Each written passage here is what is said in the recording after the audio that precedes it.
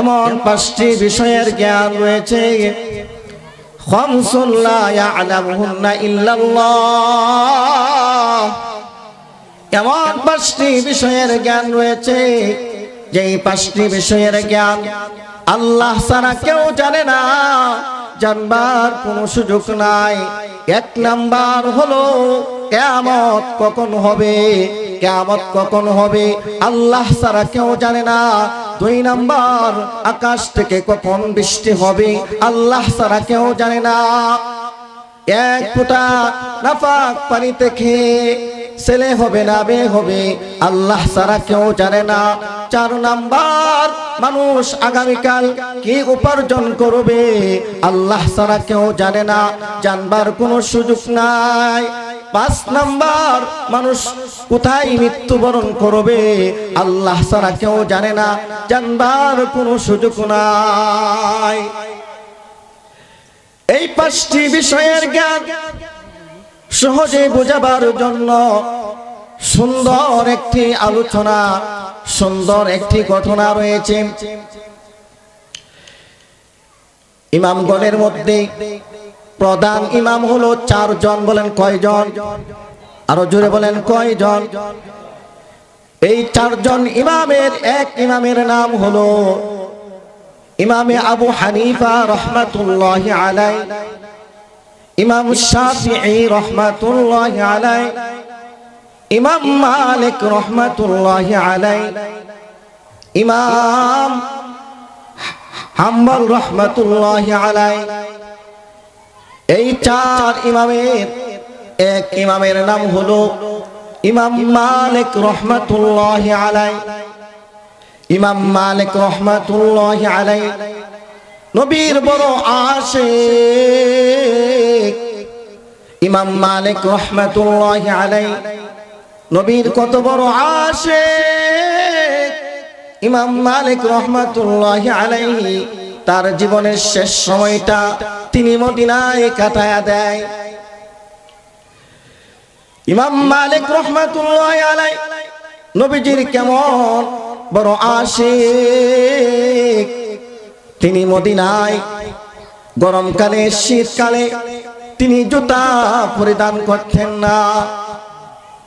কারণ হলো তিনি বলতেন যে সোনার মদিনাতে মায়ার নবী দয়ার নবী শুয়ে আছেন, সেই জমিনে আমি জুতা পাই দিতে পারবো না। ইমাম মালিক রহমাতুল্লাহি আলাইহি তার জীবনের শেষ সময়টা তিনি মদিনায় কাটা দেয়। ইমাম মালিক রহমাতুল্লাহি আলাইহির মনে বড় আশা, মনে বড় তামান্না। ইমাম মালিক রহমাতুল্লাহি আলাইহির মনে কত বড় আশা। ইমাম মালিক রহমাতুল্লাহি আলাইহির মনে বড় আশা হলো তার মৃত্যুটা যেন সোনার মদিনায় হয়ে যায়। ইমাম মালিক রহমাতুল্লাহি আলাইহি উনি বলেন আমার মনে বড় আশা তামান্না, আমার মৃত্যুটা যদি সোনার মদিনায় হয়ে যায় তাহলে হাসরের ময়দানে মায়ার নবী দয়ার নবী যখন হাসরের ময়দানে রওজা শরীফ থেকে উঠবে, তার পাশে পাশে ইমাম মালিক রহমাতুল্লাহি আলাইহি রওজা শরীফ থেকে দাঁড়াবে। ইমাম মালিক রহমাতুল্লাহি আলাইহি ইচ্ছা জাগলো যে তিনি মদিনায় থাকেন। এখন তার ইচ্ছা জাগলো যে আমি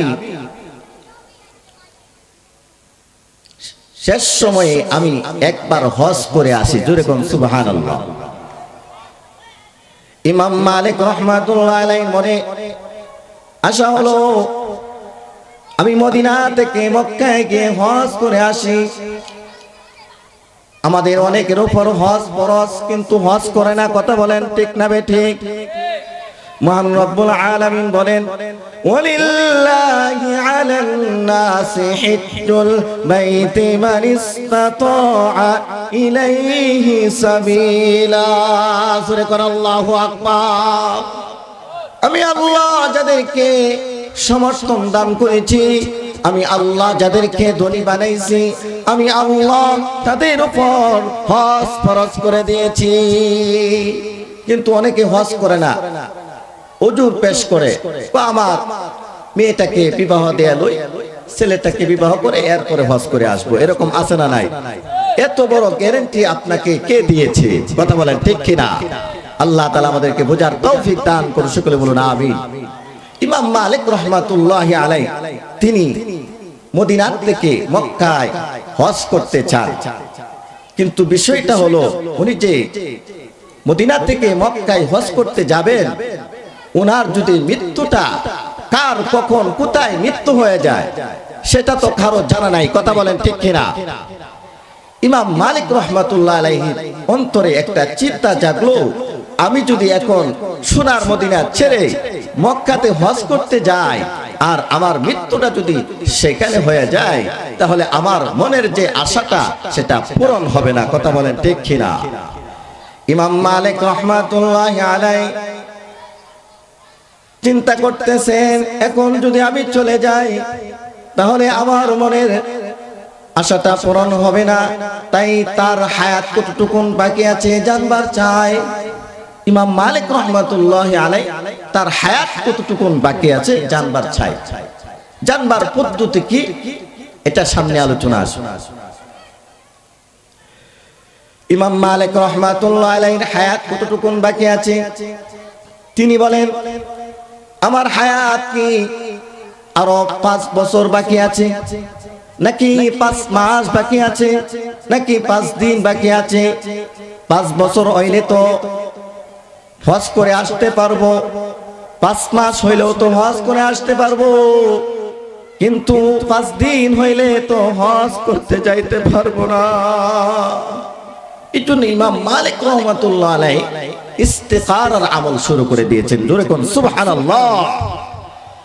আমাদের মধ্যে কেউ যদি হালাল কোনো বিষয়ে সমস্যার সম্মুখীন হয়ে যায়, তাহলে শিক্ষা হলো সে যেন ইস্তিখারার আমল করতে থাকে, দোয়া করতে থাকে, তাহলে আল্লাহ তাআলা তার এই সমস্যা থেকে আল্লাহ তাআলা রাস্তা বের করে দিবেন, আল্লাহ তাআলা তাকে সঠিক রাস্তায় পৌঁছে দিবে। বলেন সুবহানাল্লাহ। ইমাম মালিক রাহমাতুল্লাহি আলাইহি ইস্তিখারার আমল করে দোয়া করে ঘুমিয়ে গিয়েছেন। জোরে কোন সুবহানাল্লাহ। দোয়া করে তিনি ঘুমিয়ে গিয়েছেন। তাফসীরের ঘটনা এসেছে, এই আয়াতে কারিমাটাকে বোঝাবার জন্য এই আলোচনাটা আমি আপনাদের সামনে পেশ করতেছি। ইমাম মালিক রাহমাতুল্লাহি আলাইহি ঘুমিয়ে গিয়েছে, ঘুমের মধ্যে আল্লাহ রাসূল হাজির হয়ে গেছে। আল্লাহ রাসূল ঘুমের মধ্যে হাজির হইয়া আল্লাহ রাসূল 5 আঙ্গুল দেখাইছে। সূরা কোন আল্লাহু আকবার। কয় আঙ্গুল? 5 আঙ্গুল দেখাইছে। হে আমার প্রিয় এলাকাবাসী, রাসূলকে স্বপ্ন দেখা বড় সৌভাগ্যের ব্যাপার। কথা বলেন ঠিক কিনা? আমাদেরকে আল্লাহ রাসূলকে স্বপ্নে দেখার তৌফিক দান করুন, সকলে বলো আমিন। রাসূলের কে কেউ যদি স্বপ্ন দেখে তাহলে সেই রাসূলকে স্বপ্ন দেখলো, বলেন সুবহানাল্লাহ। কারণ রাসূলের সূরত শয়তান ধারণ করতে পারে না। কথা বলেন ঠিক কিনা? এই জন্য আল্লাহ তাআলা আমাদেরকে রাসূলকে স্বপ্ন দেখার এই সৌভাগ্য অর্জন করবার আমাদের সকলকে দান করুন, সকলে বলুন আমিন। আর জোরে বলুন আমিন। ইমাম মালিক রাহমাতুল্লাহি আলাইহি ঘুমের মধ্যে আল্লাহ রাসূল 5 আঙ্গুল দেখায়া আল্লাহ রাসূল চলে গেছে। এইদিকে ইমাম মালিক রাহমাতুল্লাহি আলাইহির ঘুম ভেঙে গেছে। জোরে কোন সুবহানাল্লাহ। ইমাম মালিক রাহমাতুল্লাহি আলাইহি ঘুম থেকে উঠিয়া এখন চিন্তা করতেছেন, আল্লাহ রাসূল আমাকে 5 আঙ্গুল দেখায়া আমাকে কি বুঝাইলেন? 5 আঙ্গুল দেখায়া আমাকে বুঝাইছেন আমার হায়াত আরো 5 বছর বাকি আছে, নাকি আমার হায়াত 5 মাস বাকি আছে, নাকি আমার হায়াত 5 দিন বাকি আছে? এটা এখন তিনি জানতে চান। কিভাবে জানবেন? স্বপ্নের ব্যাখ্যা কিন্তু সকলের কাছে বলা নিষেধ। কার কাছে বলতে পারবো সামনে আলোচনা আসতেছে। আমাদের স্বপ্ন, আমরা স্বপ্ন দেখি না, এই স্বপ্ন কার কাছে বলতে পারবো আর কার কাছে বলা নিষেধ সেটা আলোচনার মধ্যে বুঝে আসবে। মনোযোগ সহকারে আলোচনাটা শুনবো ইনশাআল্লাহ। স্বপ্ন হলো 3 প্রকার। বলেন কয় প্রকার? স্বপ্ন কয় প্রকার? আরো জোরে বলেন কয় প্রকার? স্বপ্ন হলো 3 প্রকার, নফসানি, শয়তানি, রহমানি। এখন এক একটা করে যদি আমি আলোচনা করি, এখানে সময়ের দরকার কয় ঘন্টা? 3 ঘন্টা। এই জন্য সংক্ষিপ্ত করে বলছি। নফসানি কাকে বলে?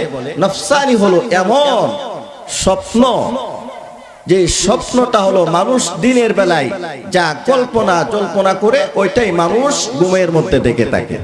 এই জন্য বলা হয়ে থাকে মানুষ স্বপ্নের মধ্যে মনের সাথে কথা কয়। এটা হলো নফসানি। আরেকটা হলো শয়তানি। এটা হলো শয়তানের পক্ষ থেকে দেখানো হয়, শয়তানের পক্ষ থেকে যেটা দেখা হয় এটা হলো শয়তানি। আরেকটা হলো বান্দার জন্য সংকেত, এটা ভালো, সেটা হলো রহমানি, যেটা আল্লাহর পক্ষ থেকে বান্দাকে মাঝে মাঝে দেখায়, সেই স্বপ্নকে বলা হয় রহমানি। জোরে কোন সুবহানাল্লাহ। তাহলে স্বপ্ন কার কাছে বলতে পারবে আর কার কাছে বলতে পারবেন না সেটা আলোচনার মধ্যে আসবে। ইমাম মালিক রাহমাতুল্লাহি আলাইহি তিনি এখন চিন্তা করতেছেন এই স্বপ্নের তাবির কি হবে, এই স্বপ্নের ব্যাখ্যা কি হবে। জোরে কোন সুবহানাল্লাহ। এই জন্য ইমাম মালিক রাহমাতুল্লাহি আলাইহি উনার একজন খাদেম ছিল। ইমাম মালিক রাহমাতুল্লাহি আলাইহি উনার একজন খাদেম ছিল।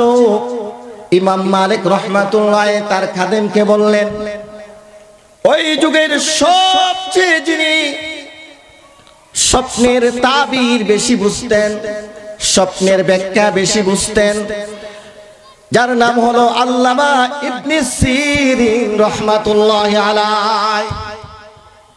আল্লামা ইবনে সিরিন রাহমাতুল্লাহি আলাইহির কাছে ইমাম মালিক রাহমাতুল্লাহি আলাইহির খাদেমকে পাঠাইলেন আর বলে দিলেন,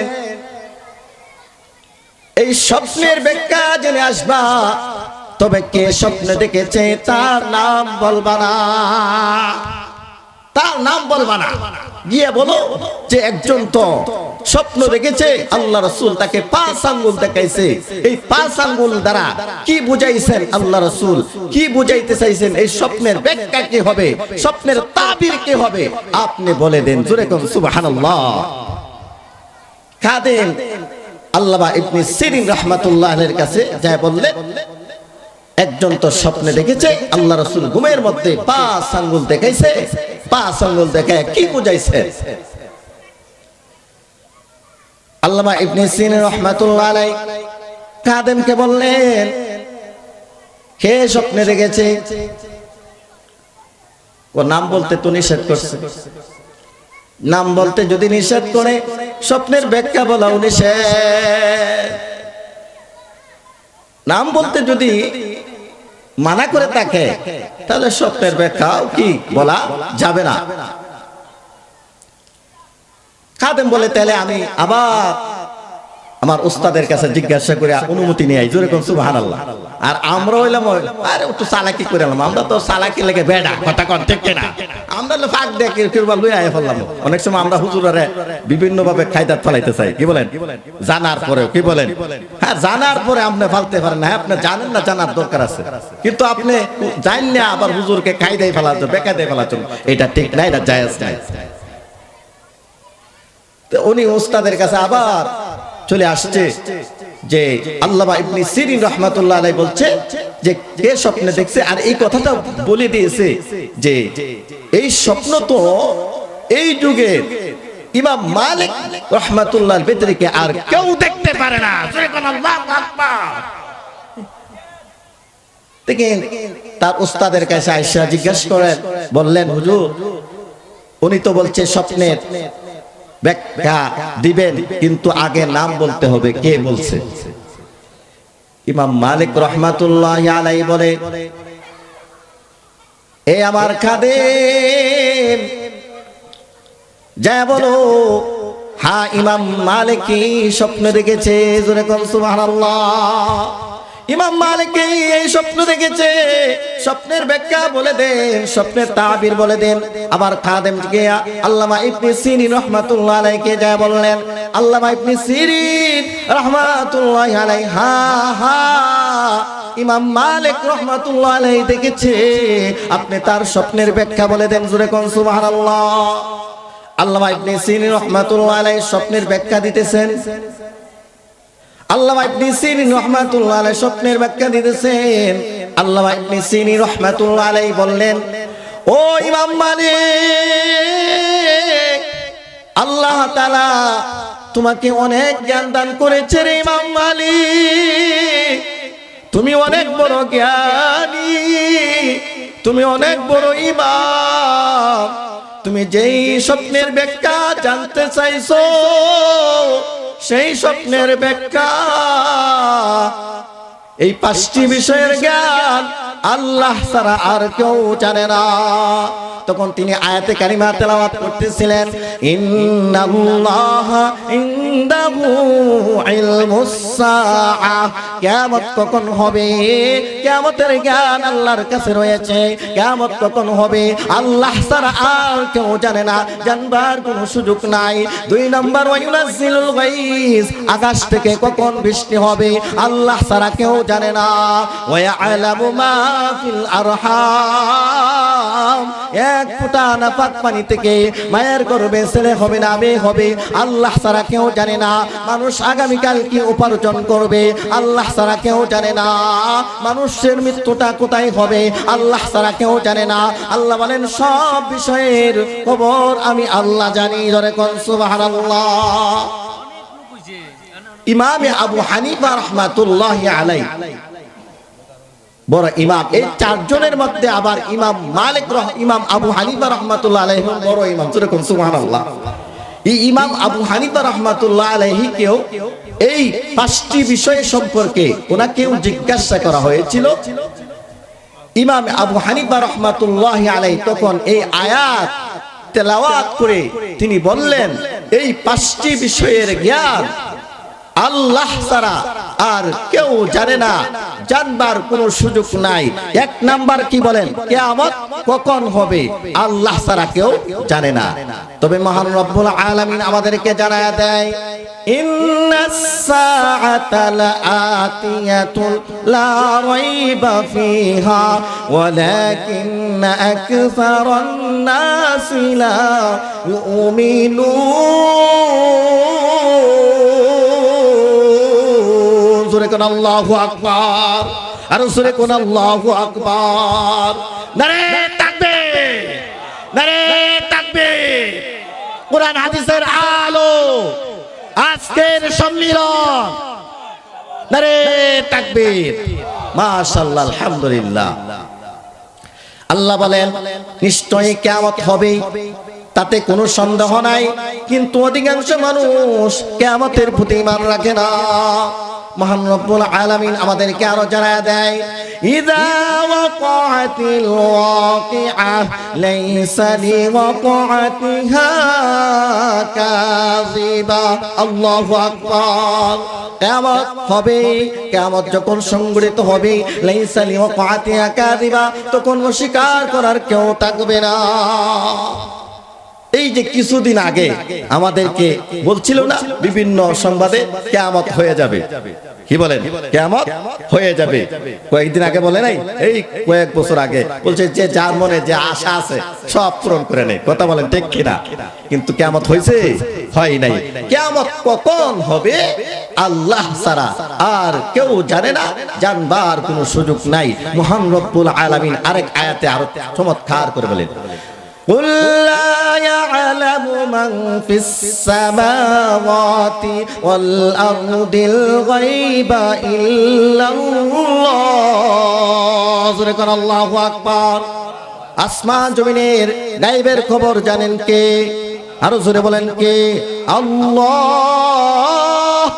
আল্লাহ ছাড়া আর কেউ জানে না।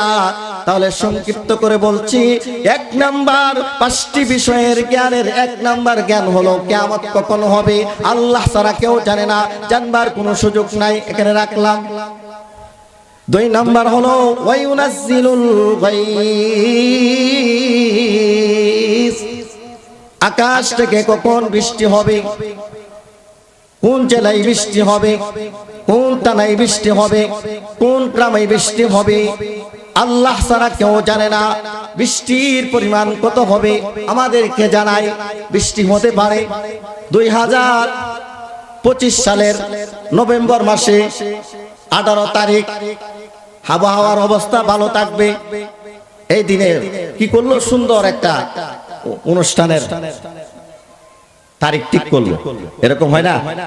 তারিখ ঠিক করছে, আবহাওয়া দেখে ভালো করে সবকিছু করে এরপর করছে নভেম্বর মাসের 2025 সালের নভেম্বর মাসের 18 তারিখ।